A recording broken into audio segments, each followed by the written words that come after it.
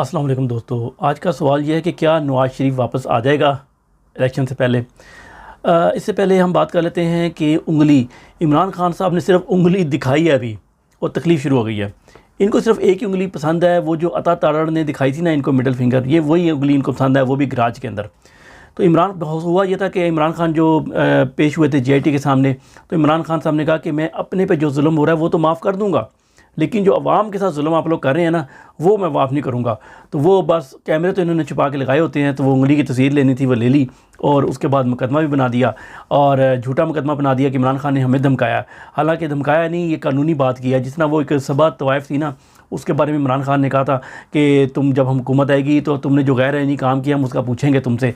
तो उसके ऊपर अभी तक इमरान खान साहब पेशियाँ भुगत रहे हैं, हालांकि कई दफ़ा अपोलोजाइज़ भी कर लिया हुआ है, जान छुड़ाने के लिए, दिल से नहीं किया, करना भी नहीं चाहिए। अब ये ख्वाजा चे जो है, इसने इंटरव्यू दिया कल दोबारा एक, उसमें उसने कहा है कि हमें तो 2019 के अंदर ही बाजवा ने ऑफ़र कर दी थी कि आप ऐसा करें ना, पहले पंजाब ले लें, पंजाब में अपनी हुकूमत बना लें, उसके बाद जो है ना इमरान खान को निकाल देंगे, तो फिर आप इमरान खान की जगह सेंटर में भी हुकूमत बना लेना। और ये वो दिन था जिस दिन बाजवा को एक्सटेंशन दी थी, हमने वोट दिया था।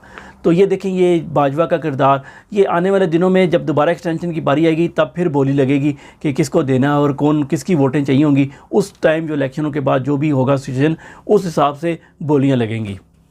अब बाजवा को चाहिए इन चीज़ों का जवाब दे। और दूसरी ऑफ़र जो बाजवा ने इनको की, जब कोरोना आया हुआ था ना, तो उस टाइम उसने ऑफ़र की, आपको याद होगा कि शहबाज शरीफ बड़ा बूट पहन के भागता हुआ बाहर से आया था लंदन से, और तमाम मीडिया चैनल में आ रहा था कि बाजी क्योंकि इसको डेंगू से निपटने का तजर्बा है, तो ये जो है कोरोना से भी यही निपटेगा। और उसने कहा था कि आप बस मुल्क बंद कर दिया जाए और हर चीज़ को बंद कर दिया जाए, लोगों को बंद कर दिया जाए घरों में।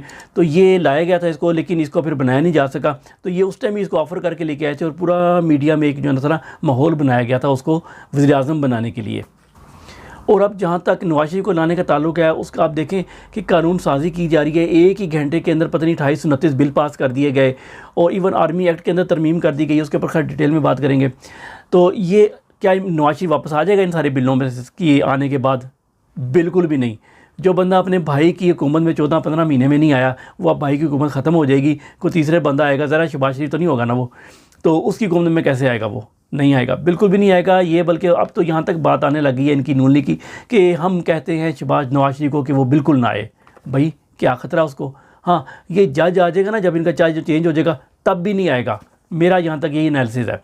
ये बड़ा डरपोक आदमी है, बहुत डरपोक आदमी है। अभी तक कोरोना से डर के मुंह पे कोरोना की स्मेल से आती है, मुंह पे स्कार्फ वो मास्क लगा के बैठा रहता है। फैसल वाडा की एक कॉल लीक हो गई है, जिसमें वो ये जो बच्ची जिसके साथ जुल्म हुआ है, जज की बीवी ने किया है, उसके घर वालों को कॉल की थी और उनको कह रहा था कि ये तो 5 से 10 5-7 साल लग जाएंगे, आपका केस नहीं चलेगा, अदालतें ऐसी हैं यहाँ पर। तो उसको उनका जो बंदा था उसने कहा कि बेशक 10 साल लग जाए, हमें सज़ा दिलानी है, तो आपका नाम क्या आप बता दें। तो उसने फिर अपना नाम बता दिया कि मैं फैसल वाडा वफाकी वज़ीर बोल रहा हूँ। पता नहीं किस चीज़ का वज़ीर है, हुकूमत तो PTI की ख़त्म हो गई है और ये PTI में भी नहीं है, उससे से भी इसको निकाल दिया गया है। तो ना ये MNA है ना MP है, कुछ भी नहीं रहा। तो ये किस बात का वज़ीर है? झूठ बोल रहा है। लेकिन क्वेश्चन ये नहीं है, क्वेश्चन ये है, चलो मान लेते हैं वज़ीर है, ये क्यों कॉल कर रहा है? क्या ये जज की बीवी का भाई है? ठीक है, क्या ये इसका उससे क्या लेना देना? ये एक $1 मिलियन क्वेश्चन है डेफिनेटली। जिस तरह आपने देखा कि इसने पहले भी प्रेस कॉन्फ्रेंसें की हैं जिसमें इसे प्रेशराइज़ करके, या जिस तरह भी इसके ज़रा बिजनेसमैन है और 2 नंबर किस्म का याश किस्म का बंदा है, तो इसकी वीडियो क्लिप वगैरह काफ़ी कुछ होगा, तो जिसकी वजह से इसको कंट्रोल करते हैं। तो इसको उन्होंने कहा होगा कि तुम ऐसा करो ना, इनको ज़रा ये वापस लो। लेकिन कंपनी को क्या फ़ायदा ये जज के केस में जाने की और ये मुकदमा जज की बीवी को बचाने का? ये जो हुकूमत में बैठे इस्टेब्लिशमेंट, उसको क्या फ़ायदा होगा? ये क्वेश्चन बनता है। तो मेरा जहाँ तक ख्याल है वो उसका वजह यह है कि इसी तरीके से तो जज फंसेगा। अब इस जज को इसकी बीवी को छुड़ाएंगे और इनकी फ़ाइलें तो बना के रख लेंगे और उसके बाद इनसे 1-2 कल काम करवाएंगे कि हम आपकी बीवी को छुड़वा देते हैं। अब बीवी को बचवा के और उसकी पहली ज़मानत करवा दी गई। ये आप लोग हमेशा याद रखें, जब भी कोई ऐसा मामला हो, आप लोगों ने ज़मानत before arrest, bail before arrest जो है ना, वो आप लोगों ने करा के रखनी है। कभी किसी को हो ना कि उसके ख़िलाफ़ शक हो कि मुझ पर मुकदमा कर दिया जाएगा, कोई भी झूठा सच्चा, आपने ये काम ज़रूर करना है। यही आपको कोई नहीं बताएगा, ये मैं ही बताऊँगा। इसकी बीवी की भी उसने करवा ली हुई है 1 अगस्त तक।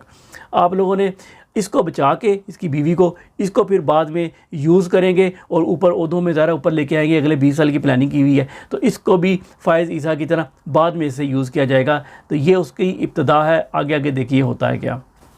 लेकिन अफसोस इस बात का है कि पाकिस्तानी कौम एक ज़मीर ही मर गए हैं कि कितना जुल्म हुआ। वो बच्चे डूब गए थे 300 पाकिस्तानी, सिर्फ उनके रिश्तेदार बाहर निकल के मुजाहरा कर लेते तो कई हज़ार 40-50 हज़ार बंदा बन जाता, लेकिन नहीं, कोई नहीं निकला। अपने घर वालों के लिए कोई मरने पे नहीं निकलता, इस बच्चे के लिए किसने निकलना था।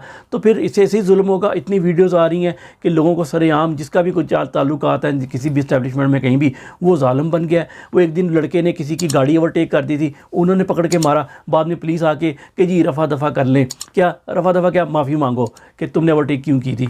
तो आप लोगों को सिर्फ अपनी बारी का इंतज़ार कर रहे हैं पाकिस्तान के अंदर कि कब आपके किसी बच्चे से गलती हो। लोग समझते हैं कि हमें क्या लगे, हम ना वो नीचे होके बैठ जाएंगे, ज़मीन पे बैठ जाएंगे कुत्ते की तरह, तो हमें कोई कुछ नहीं कहेगा। भाई कुत्ते की तरह अगर तुम लोग ज़मीन पे भी बैठ जाओगे तो किसी का, अगर तुम्हारे रास्ते में तुम बैठ गए, किसी ने उधर से तुम्हारी दुम के ऊपर पाँव रख दिया, तुम्हारे बच्चे को किसी ने ओवरटेक कर दी गलती से, फिर फंस जाओगे। तो सब लोग, आप लोग ना बकरियों की तरह, कीड़े मकोड़ों जानवरों की तरह वेट कर रहे हैं कि कब आपकी बारी आए, आपके घर में से ये किसी लड़की को उठा के ले जाएं या आपके बच्चे को किसी को मार दें। सब वेट कर रहे हैं, इंतज़ार करते रहें अपनी बारी का। आखिरी न्यूज़ यह है कि शब्बर ज़ैदी जो है उसको कंट्रोल कर लिया है कंपनी ने। आखिरकार थोड़ा बहुत बोल रहा था, कभी कभी बीच में आके बोल देता था ये हुकूमत सही नहीं कर रही, तो उन्होंने उसको कंट्रोल कर लिया। उन्होंने कहा जी हुकूमत के हक़ में बातें करें। तो पहली बात उसने कर दी शुरू, और उसने कहा जी कि असद उमर जो था ना, मैंने इमरान खान साहब को प्रेजेंटेशन दी, 3 स्लाइडें दिखाई कि ये तो मुल्क 3 हफ्ते बाद डिफ़ॉल्ट कर जाएगा। तो इमरान खान ने फ़ौरन असद उमर को कॉल की और कहा ये क्या। कहता मुझे तो था कि आपको पता है। तो इमरान खान, फिर 3 दिन बाद असद उमर को फ़ारिग कर दिया गया। हालांकि असद उमर को फ़ारिग करने की वजह कोई और थी, वो हमें इसको लगाने के लिए उसको फ़ारिग करवाया था, प्रेशर डलवा के भाजपा की तरफ से।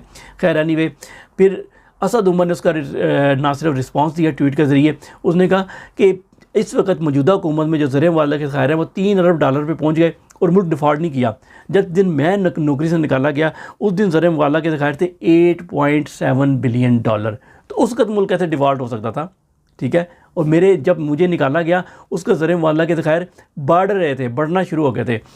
और मिर्ज़ा मुज़म्मिल असलम साहब जो हैं, बड़े इकोनॉमिस्ट हैं, इमरान खान की वो टीम में भी शामिल हैं, उन्होंने भी ट्वीट में कहा कि अब जो मामला लग रहा है ना, वो बुरी हुकूमत की, बुरी निगरान हुकूमत जो है ना, उसका मामला लग रहा है। असल में ये जो शब्बर ज़ैदी है ना, इसको भी साके काफ की जक्के की तरह आदत पड़ गई है वजारतों के मज़े लूटने की। ये सिर्फ वजारतें ढूंढता है और ओहदे ढूंढने के लिए ना अब ये किसी की भी तरफ हो जाएगा। और आजकल ये चाह रहा है कि ये जो अगली हुकूमत बननी है इसमें किसी तरीके से शामिल हो जाए। बाकी पाकिस्तान में जुल्म हो रहा है और कौमी असम्बली में 26-27 लोग मौजूद थे और उन्होंने जो है ना 28-29 कानून ही पास कर दिया, जिसके लिए 51% की मेजॉरिटी चाहिए होती है पास करने के लिए, वो पास कर दिए। और जज और सब लोग खामोश बैठे हैं। क्यों? ये खून खाक नशीना था, रिज़्क़ खाक हुआ। ये बेसिकली पाकिस्तान के बारे में मैंने कहा। इन्ना लिल्लाहि व इन्ना इलैहि राजिऊन।